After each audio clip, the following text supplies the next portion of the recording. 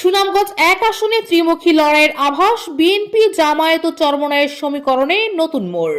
নিজস্ব প্রতিনিধির পাঠানোর প্রতিবেদনে শাহরিন শান্তার ডেস্ক রিপোর্ট। হাওর বেষ্টিত সুনামগঞ্জ এক সংসদীয় আসনে আসন্ন জাতীয় সংসদ নির্বাচনকে ঘিরে রাজনৈতিক উত্তাপ ক্রমেই বাড়ছে।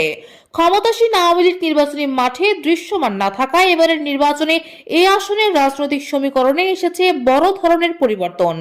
বর্তমানে আলোচনার কেন্দ্রে রয়েছে বাংলাদেশ জাতীয়তাবাদী দল বিএনপি, জামায়াতে ইসলামী এবং ইসলামী আন্দোলন বাংলাদেশ চরমোনাই।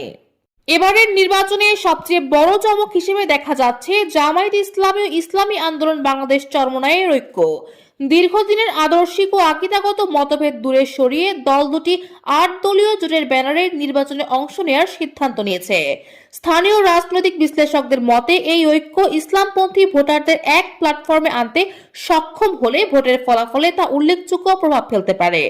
অন্যদিকে বিএনপিতে মনোনয়নকে কেন্দ্র করে তৈরি হয়েছে ভিন্ন বাস্তবতা। দলীয় সূত্রে জানা গেছে, বিএনপির মনোনয়ন দৌড়ে এগিয়েছিলেন আনিসুল হক। তিনি বর্তমানে দলীয় সাংগঠনিক শক্তিকে ভিত্তি করে প্রচার প্রচারণা চালিয়ে যাচ্ছেন। তবে এই আসনে জনপ্রিয়তায় এগিয়ে রয়েছেন সুনামগঞ্জ জেলা বিএনপির সাবেক সাংগঠনিক সম্পাদক ও তাহিরপুর উপজেলা পরিষদের সাবেক চেয়ারম্যান কামরুজ্জামান কামরুল। দীর্ঘদিন ধরে মাঠ পর্যায়ে সক্রিয় থাকায় তৃণমূল পর্যায়ে তার শক্ত অবস্থান রয়েছে বলে স্থানীয়দের দাবি। দলীয় মনোনয়ন না পাওয়ায় তিনি নিজেকে জনগণের মনোনীত বিএনপির বিদ্রোহী প্রার্থী হিসেবে ঘোষণা করে স্বতন্ত্রভাবে নির্বাচনে অংশ নেওয়ার কথা জানিয়েছেন। কামরুজ্জামান কামরুল জানান, দীর্ঘদিন ধরে তিনি এলাকার সাধারণ মানুষের সুখে দুঃখে পাশে ছিলেন। দলীয় মনোনয়ন না পেলেও তৃণমূল নেতা কর্মী ও সাধারণ ভোটারদের আহ্বানেই তিনি নির্বাচনের মাঠে থাকার সিদ্ধান্ত নিয়েছেন। তার এই ঘোষণার ফলে সুনামগঞ্জ এক আসনের নির্বাচনী সমীকরণ আরও জটিল হয়ে যেতে পারে। রাজনৈতিক পর্যবেক্ষকদের মতে, কামরুল স্বতন্ত্র প্রার্থী হিসেবে মাঠে নামলে বিএনপির ভোট ব্যাংকের বিভাজন সৃষ্টি হতে পারে। সেক্ষেত্রে জামায়াত চরমোনাই জোট তুলনামূলক সুবিধাজনকভাবে অবস্থান যেতে পারে।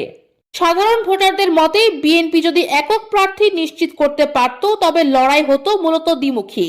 তবে বিদ্রোহী প্রার্থীর অংশগ্রহণে এখন ত্রিমুখী লড়াইয়ের সম্ভাবনায় প্রবল হয়ে উঠেছে, যা নির্বাচনের ফলাফলকে অনিশ্চয়তার দিকে ঠেলে দিতে পারে। সব মিলিয়ে আওয়ামী লীগ অনুপস্থিত ইসলামপন্থী দলগুলোর ঐক্য এবং ওই বিএনপির অভ্যন্তরীণ বিভাজন, এই তিন বাস্তবতায় সুনামগঞ্জ এক আসনের রাজনীতি এখন চরম উত্তেজনার মধ্য দিয়ে যাচ্ছে। ভোটারদের দৃষ্টি এখন নির্বাচন কমিশনের চূড়ান্ত প্রার্থী তালিকা ও প্রতীক বরাদ্দের দিকে।